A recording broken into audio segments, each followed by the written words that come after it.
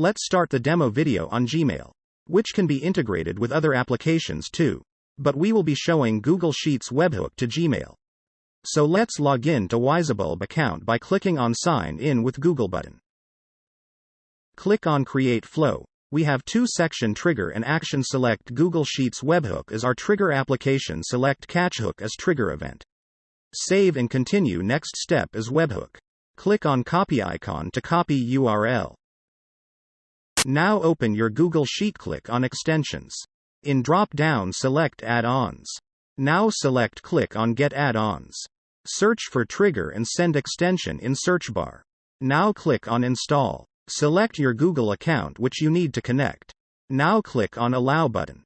Now your extension got enabled. Click on Done. Close all the pop-up windows.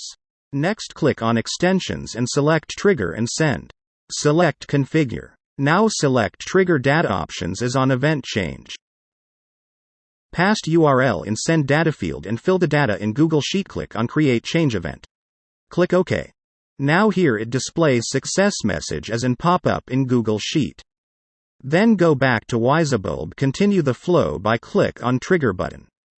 Save and continue. Next step is Test Event. Now select the test sample. Save. Let's select the Gmail application under the Action section. Select the action event Send Message as the action event, then click on Save and Continue. Next step is Accounts. Connect your account with Google. Save and Continue. Now, move to the next step, that is Set Up Action Template. Fill the required data as per your convenience by clicking on plus icon. Search or choose the data which has been mapped from triggers. Save. Next test action. If all steps are success, this window will prompt successful message.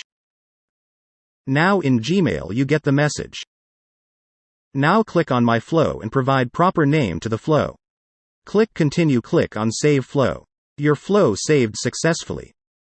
We have an automated workflow. Now in Google Sheet I will add a message.